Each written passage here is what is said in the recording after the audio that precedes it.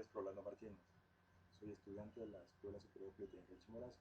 Hoy les voy a hablar sobre lo que es la historia clínica, la anamnesis y la exploración física en el paciente urológico. La anamnesis. Recibir al paciente y el síntoma principal. Hay que recibir con atención al paciente y definir cuál es el síntoma capital por el cual éste acude a la consulta.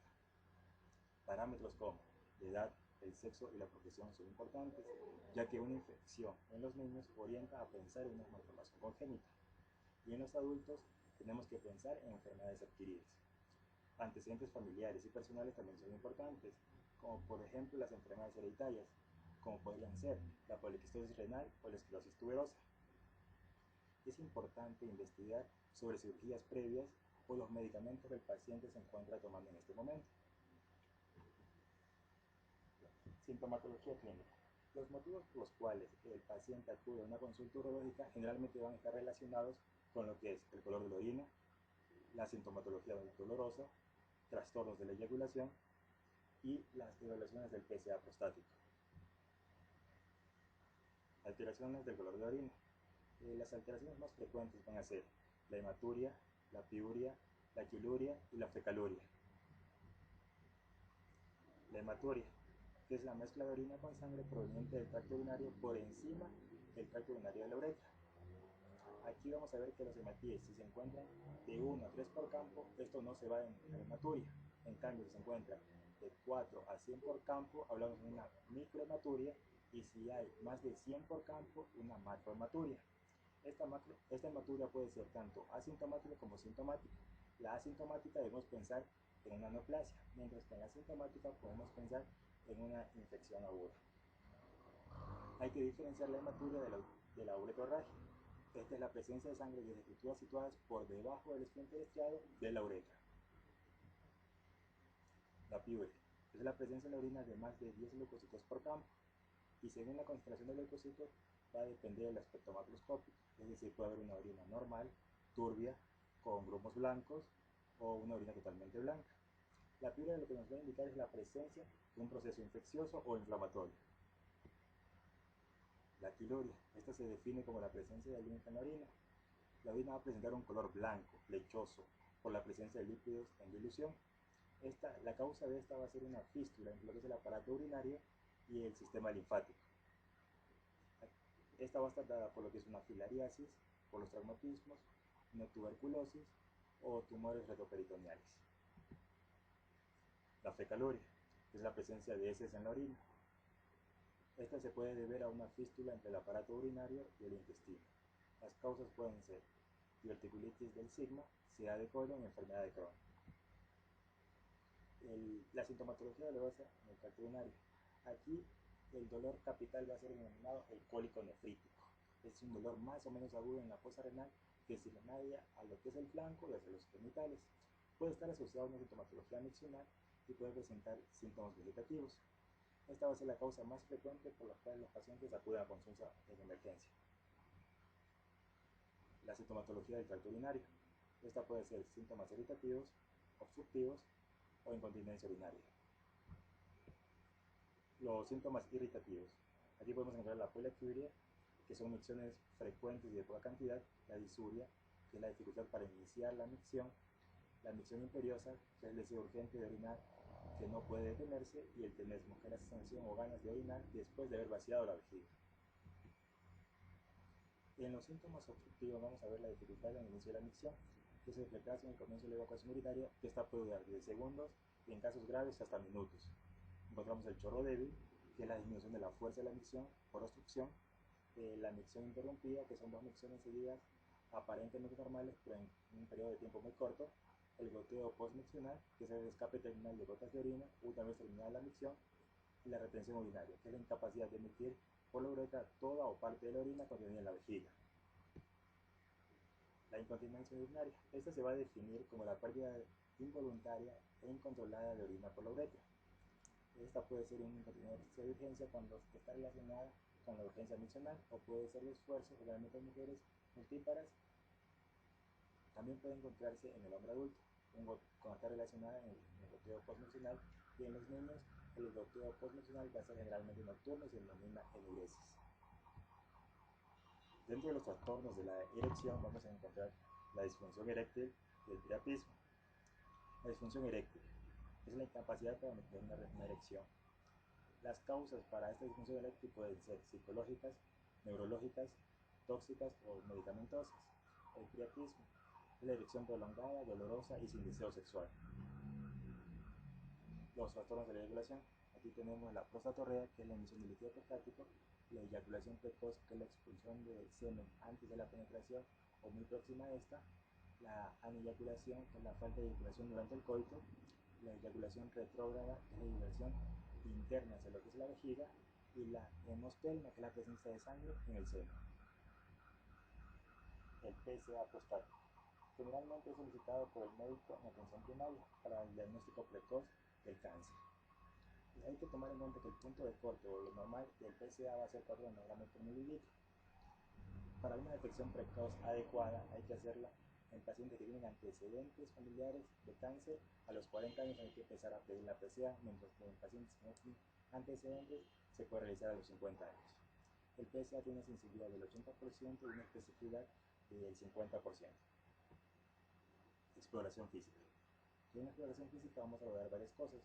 Hay que tratar de hacer una observación general del paciente, hay que explorar la fosa lumbar del flanco, hay que explorar la vejiga, hay que explorar los genitales externos y hay que examinar la próstata. La observación general del paciente. La fasis. La fasis que el paciente puede presentar, el cólico nefrítico, que es muy característica, una fasis de dolor.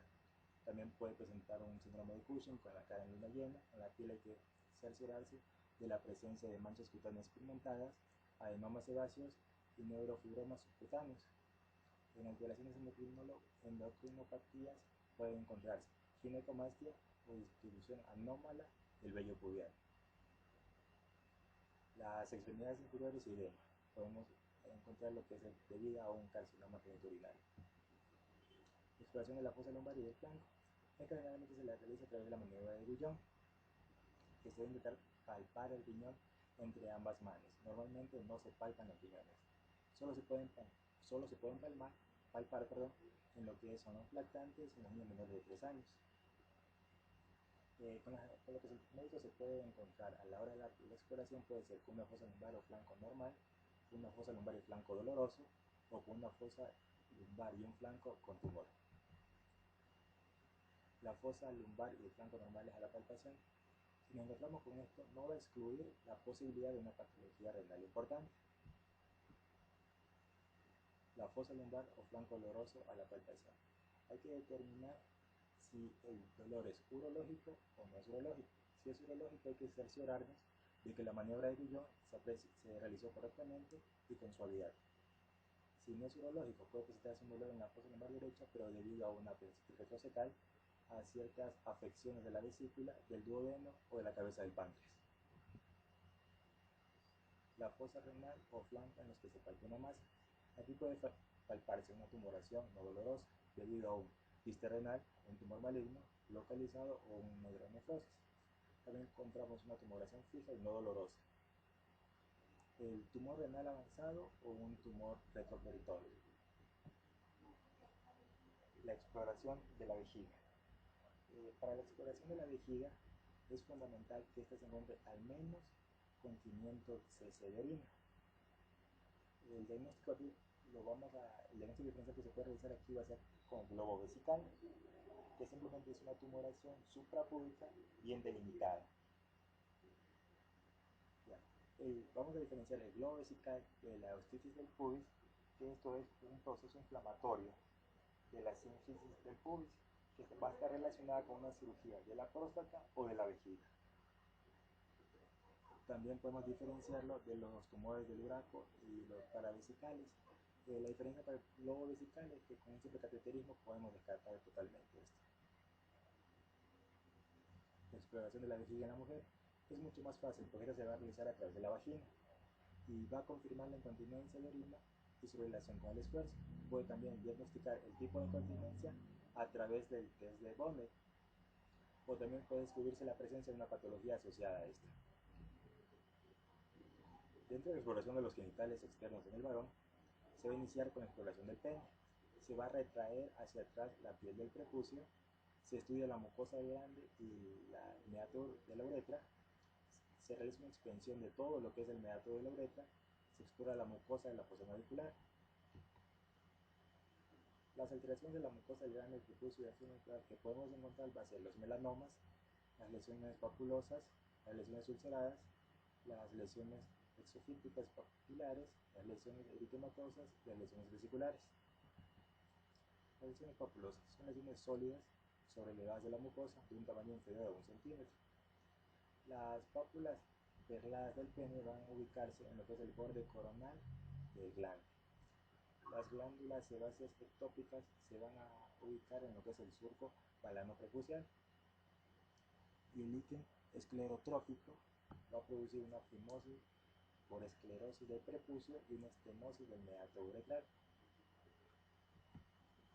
Las lesiones ulceradas, estas pueden presentarse únicas, múltiples, dolorosas o indoloras, con o sin adenopatías. Regionales, únicas, múltiples, dolorosas, indoloras, móviles o fijas. La etiología generalmente va a estar relacionada con lo que son los microorganismos de transmisión sexual. También puede estar originada por lo que es medicamentos o lesiones traumáticas. Lesiones exofíticas papilomatosas. La más frecuente va a ser los condilomas acuminados, que se van a localizar en lo que es el prepucio, el glande, la fosa navicular y en la piel del pene. Las lesiones vesiculares. Estas generalmente están relacionadas con el comienzo de un herpes genital. En la exploración del pene podemos encontrarnos con una gemencia de pene, un micropene, un pene oculto, un pene doble o bífido, un pene torcido, un pene curvo con meato normal, una megalouretra, un meato hipospádico o un meato epispádico. La exploración del escroto. En la palpación del escroto vamos a tratar de identificar cómo está la piel del escroto, el testículo, el epidídimo y el cordón espermático. ¿Con qué alteraciones nos podemos encontrar? Con crepitaciones, dermatitis, tumores cutáneos superficiales y varicocele. Este se va a presentar en dos situaciones, que es el escroto agudo y el escroto crónico. El escroto agudo, que se define como la alteración del escroto y su contenido, que aparece de forma aguda. Este puede aparecer en niños o en adultos. Si aparece en niños o adolescentes, hay que plantearse un diagnóstico de una torsión del testículo. Aquí se va a producir un dolor brusco en el testículo va a estar ascendido, va a haber un aumento del tamaño de este. Si este dura más de 6 horas, no va a haber ya función exócrina, y si dura más de 10 horas, va a estar abolida la función endocrina y se va a alterar la estética de este. En el adulto hay que plantear un diagnóstico con lo que es un proceso infeccioso. Aquí la piel va a estar inflamada, que puede estar adherida al testículo. Puede haber un aumento del tamaño, puede estar tenso y puede estar también doloroso. Las patologías crónicas del testículo son alteraciones del escroto y su contenido que aparecen de forma crónica. Aquí vamos a encontrar la bolsa fistulosa, la bolsa nodular y la bolsa tumoral. La bolsa fistulosa es un orificio fistuloso que corresponde a la terminación de la piel del testículo y la cola del epidídimo. Generalmente se ve en pacientes con tuberculosis genitourinaria.